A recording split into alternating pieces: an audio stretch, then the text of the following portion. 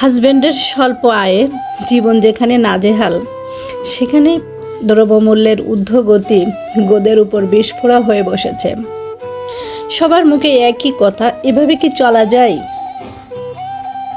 কিভাবে বাঁচবে এই অল্প আয়ের মানুষগুলো? এরই মাঝে আমি কিভাবে বুদ্ধি করে আমার সংসারটাকে ভালোভাবে এগিয়ে নিয়ে যাচ্ছি বা স্বামী সন্তান নিয়ে কিভাবে চলছি, তারই কিছু গল্প নিয়ে থাকছে আজকের ভিডিওটি। আশা করছি আপনাদের ভালো লাগবে। আসসালামু আলাইকুম, আমি পলি সাতক্ষীরা থেকেই বলছি। সকালবেলায় কিছু সবজি নিব, তো যেখানে আমি আর হিমি মাত্র দুটি মানুষ, আমাদের সবজি খুব কমই লাগে।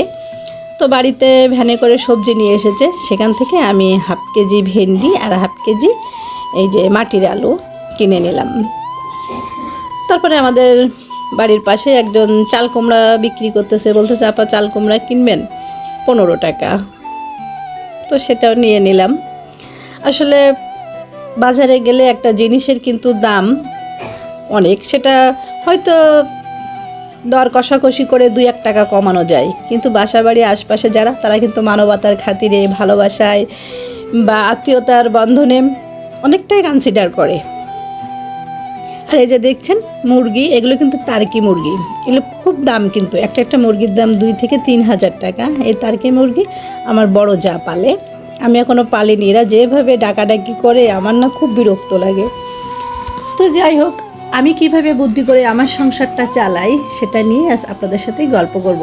কি আছেন তো আমার সাথে? যদি থাকেন তো প্লিজ একটা লাইক দিবেন। তো অনেকদিন পর একটা ভিডিও নিয়ে আসলাম। আসলে নানা সমস্যার কারণে ভালো লাগছিল না, অনেক সমস্যা ঘটে গেছে আমার এর ভেতরে। তো যাই হোক, তারপরেও ভাবলাম চ্যানেল যেহেতু আছে, আপনাদের জন্য খুব খারাপ লাগে, তো একটু ভিডিও করা দরকার বা ভিডিও আপলোড দেওয়া দরকার। তো এই যে আমার ছাদে, আমিও কিন্তু বাড়িতে বা আমার ছাদে আশপাশে কিছু সবজি লাগাই।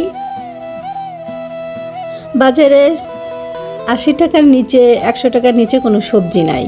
তো যেহেতু আমার বাড়িতে জায়গা আছে, ছাদে বাগান করার মতো পরিবেশ আছে, তো আমি যদি একটু কষ্ট করে, একটু বুদ্ধি করে হচ্ছে কিছু সবজি লাগাতে পারি, তাহলে কিন্তু আমাকে আর সবজি কিনে খেতে হয় না। তো আমি অল্প স্বল্পই লাগিয়েছি, যেহেতু আমি অনেক দিন বাড়িতে ছিলাম না, তারপরে সেরকম এখনও পরিবেশ তৈরি করতে পারিনি। তারপরেও মাশাআল্লাহ প্রত্যেক দিন কোনো না কোনো সবজি আমি আমার ছাদ বাগান বা আমার বাড়ির আশপাশ থেকে আমি কিন্তু উঠাই। আমি সবজি খুব কমই কিনি। তো আমি লাউ গাছ লাগিয়েছি, সেই লাউ গাছটা নিচে থেকে উঠে অনেক বড় হয়ে গেছে, তো ছাদে আরও জায়গা বাড়াতে হবে। তো সেখানেও আমি আরও একটা জাল দিয়ে ছাদে জায়গা বাড়িয়ে নিচ্ছি। তো এখন আমার বাড়িতে ছাদে করলা আছে, তারপর কিছুদিনের মধ্যে লাউ কাটতে পারবো, সেটাও আপনাদের সাথে শেয়ার করব। তারপরে নিচে শাক লাগিয়েছি, পালং শাক, তারপরে লাল শাক, মোটমাট আর 15 দিনের ভেতরে আমি আর কোনো সবজি কিনে খাবো না। এভাবে বুদ্ধি করে আমাকে যদি বাজার থেকে একরকম সবজি কিনি আর একরকম সবজি কিন্তু আমি বাড়ি থেকেই ম্যানেজ করতে পারি, যার কারণে আমার এখানে অনেক টাকা কিন্তু সাশ্রয় হয়। তারপরে মাংস, ডিম, এগুলো তো আমি হাঁস মুরগি থেকে পাই, এই কারণেই কিন্তু আমার অনেক অল্প আয়েও কিন্তু আমরা চলতে পারি। তারপরে এই যে দেখছেন ছাদে ধান শুকাতে দিয়েছি। এদিকে যখন ধান উঠে, এই যে যখন বড় মৌসুম, আমনের মৌসুম, যখন এই ধান উঠে, তখন কিন্তু ধানের দাম অল্প থাকে। তখন যদি সারা বছরে আমার যে পরিমাণ চাউলের প্রয়োজন, সেই পরিমাণ ধান আমরা কিনে রাখি, তাহলে কিন্তু আমাদের অনেক টাকা এখান থেকেও বেঁচে যায়। তো এটাও কিন্তু আমাদেরকে বুদ্ধি করে চলতে হয়, বা আমি বুদ্ধি করে চলি, কারণ চাউল কিন্তু দিন দিন বেড়েই চলেছে। আগে ছিল 50 টাকা, তারপর 60 টাকা, এখন 70 টাকা 80 টাকা হয়ে গেছে চাউলের কেজি। কিন্তু যদি সারা বছরে ধানটা বাজার ঘরে কেনা থাকে, বেশ অনেক টাকা এখান থেকে সাশ্রয় করা যায়। তো হাজব্যান্ডের অল্প আয়ে এভাবেই কিন্তু আমি বুদ্ধি করে চলি, যাতে করে আলহামদুলিল্লাহ আল্লাহর অশেষ রহমতে আমি ভালোভাবে চলতে পারি, ভালো চলি, স্বামী সন্তান নিয়ে খেয়ে পড়ে ভালো আছি, বেঁচে আছি। হয়তো খুব বেশি বিলাসিতা জামজমক আমি করতে পারি না, তো তারপরেও আলহামদুলিল্লাহ এই বর্তমান বাজারে যে ভালো আছি, এটাই কাছে আল্লাহর কাছে লাখো কোটি শুকরিয়া। তো এখনও পর্যন্ত যারা আমার ভিডিওটা দেখছেন একটা লাইক দিতে ভুলে গেছেন, প্লিজ একটা লাইক দিয়ে ভিডিওটা কন্টিনিউ করবেন। আর আমি আজ কয়েকদিন হলো কারোর ভিডিও দেখতে পারিনি, কারণ এরই মাঝে আমার খালু মারা গেছে, তারপরে আরও কিছু সমস্যা হয়েছে, যার কারণে আমি আসলে মোবাইলটাই হাতে নেইনি। এই ভিডিওগুলো আমার আগের করা ছিল, সেগুলোই আজ আপলোড দিচ্ছি, সেটাও আমার বাবার বাড়ি বসেই। বাবার বাড়িতেও এসেছি একটা সমস্যার কারণে। তো আসলে আমরা যেহেতু সামাজিক জীব, তো আমাদের সমাজে বসবাস করতে গেলে নানা রকম সমস্যা তো থাকবেই, আর সেই সমস্যা প্রতিকূলতা আমাদেরকে মেনটেন করেই চলতে হয়। তো এই যে দেখতে পাচ্ছেন কিন্তু করল্লা, আমার ছাদে কিন্তু মাশাআল্লাহ অনেক সুন্দর করল্লা হয়েছে। যখন আমার বান্ধবী ছিল তখন আমার আসলে ও আসার আগে আমার অনেক সবজি খাওয়া হয়ে গেছে, আর ও এখন চলে যাওয়ার পরেও আমার অনেক সবজি হচ্ছে। তো খুব খারাপ লাগে যে ওকে কিছু সবজি দিতে পারিনি। আর ওরাও এত অল্প সময়ের জন্য এসেছে যে আমি কোথা থেকে যে কিনে দিব ম্যানেজ করে। আবারও আমাদের এদিকে কিন্তু সবজি চাষ হয় না, আমরা নিজেরা সবাই চলার মতন কম বেশি লাগাই, তবে সবার থেকে আমি একটু মনে হয় বেশি, আমার খুব ভালো লাগে শাকসবজি চাষ করতে, শাকসবজি হাঁস মুরগি পালতে। তো এই কারণেই আমি কিন্তু লাগাই।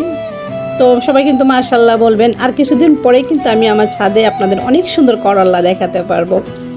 তো আমি আমার নিচে গাছ থেকে কিছু ছিমও উঠিয়ে এনেছি, এই যে সিমগুলো আজ ভাজি করব। তো আমি কিন্তু এই সকালবেলায় ভ্যান থেকে মাটির আলু কিনেছি আর ভেন্ডি কিনেছি। তো ভেন্ডিগুলো আজ আর রান্না করছি না, আজকে রান্না করব মাটির আলু আর এই ছিম ভাজা। তাহলে বুঝেন, আমি কিন্তু বলেছি যে আমি এক পদের তরকারি কিনি আর এক পদের তরকারি আমার বাড়ি থেকেই ম্যানেজ করি, এভাবেই কিন্তু বুদ্ধি করেই চলি।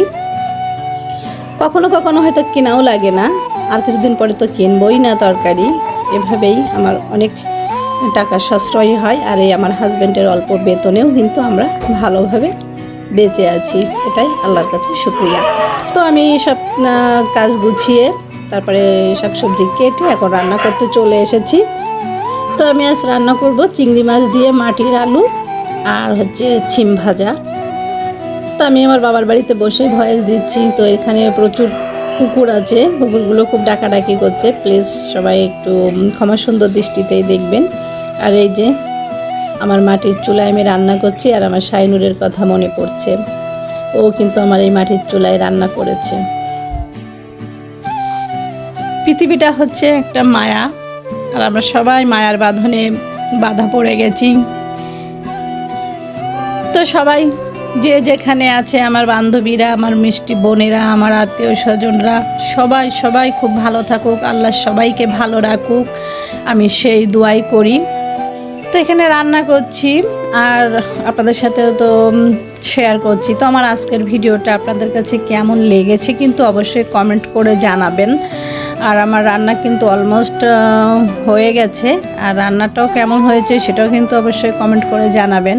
তো আমি এখানে রান্না করে নিয়েছি চিংড়ি মাছ দিয়ে মাটির আলু আর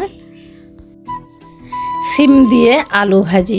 তো যেহেতু আমরা মানুষ দুইজন, তো আমরা খুব অল্প শাকসবজি রান্না করি, অল্প শাকসবজি খাই। তো এতে আমার মাশাআল্লাহ দুপুর এবং রাত হয়ে যাবে। তো এখন আমরা দুপুরে খাওয়া দাওয়াটাও শেষ করে নিব। তো আমি ভিডিওর শেষ প্রান্ত পর্যন্ত চলে এসেছি, আর দুপুরের খাবার খেতে খেতেই আজকের ভিডিওটা আমি শেষ করে দিব। তো যারা এতক্ষণ পর্যন্ত ধৈর্য ধরে আমার ভিডিওটা দেখেছেন তাদের কাছে আমি অনেক কৃতজ্ঞতা প্রকাশ করছি। যারা লাইক দিয়ে পুরো ভিডিওটা দেখে নিয়েছেন তাদের জন্য রইল মন থেকে অনেক দোয়া আর ভালোবাসা। আর আমার আগামী ভিডিও দেখার অনুরোধও জানাচ্ছি, আমাদের জন্য দোয়া করবেন। আর আমি সবার জন্যও দোয়া করি, সবাই আমার পাশে থাকবেন, আমার জন্য দোয়া করবেন। আমিও চেষ্টা করি সবার পাশে থাকার, সবার পাশে থাকবো ইনশাল্লাহ। দেখা হবে পরবর্তী ভিডিওতে। আল্লাহ হাফেজ।